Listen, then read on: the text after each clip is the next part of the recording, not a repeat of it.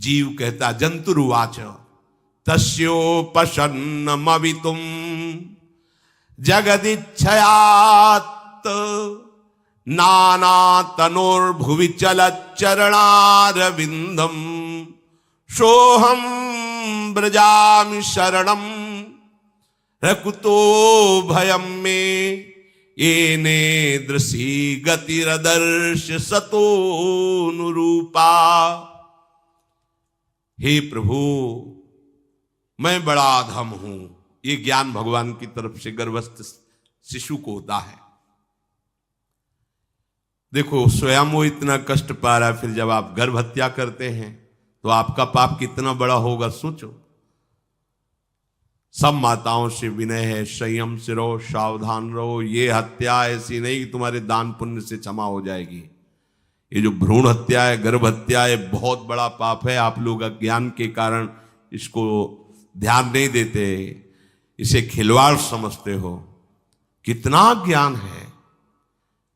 बेटी ही मां है, बेटी ही बहन है, बेटी ही पत्नी बनती है, बेटी ही किसी के जीवन को धारण करने वाली बनती है। और आपने गर्भ में देख लिया बेटी है, तुम स्वयं मां होकर उसका साथ दे रहे हो, उसका नष्ट करने के लिए। हमारी तो बात ही समझ में नहीं आती, क्या बुद्धि भ्रष्ट हो गई। अगर पुरुष का इतना महत्व है तो बेटियां ना हो तो तुम्हारी कौन सी गति होगी सोचो जरा। जीना मुश्किल हो जाएगा तुम्हारा। तुम पुरुष किस काम के रह जाओगे। तुम्हारा अर्धांग काट दिया जाए तो तुम कैसे होगे। ये स्त्री स्वरूप अर्धांग है।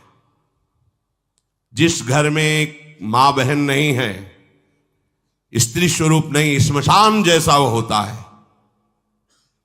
ध्यान दीजिए, ये बहुत बड़ी गलती है जो अपनी बेटियों की हत्या करते हैं।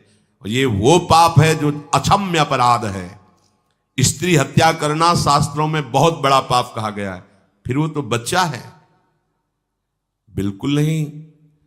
जिनसे हो गया है, श्रीमद् भागवत का सप्ताह मूल संस्कृत से सुनो और भगवान से प्रायश्चित प्रार्थना करो कि हे नाथ, भूल से गलती हो गई, दूसरा कोई उपाय नहीं। ध्यान से समझ लीजिए, तुम्हारे भ्रूण हत्या गर्भ हत्या के पाप को नष्ट करने में एकमात्र श्रीमद् भागवत समर्थ है, दूसरा कोई नहीं।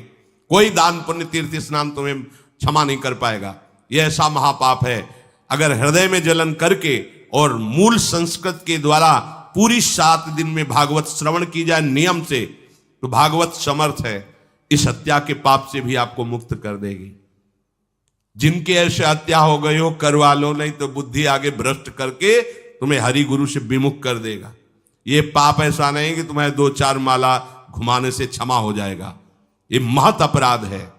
सबकी समझ में नहीं आता, समझ जाओ, नहीं तो आप जहां भी हो वहीं से भ्रष्ट कर देगा। ये अपराध नष्ट नहीं होगा, श्रीमद् भागवत की कृपा से नष्ट हो जाएगा। यह हमें बहुत विश्वास है। श्रीमद् भागवत सप्ताह की यह है ही महामहिम।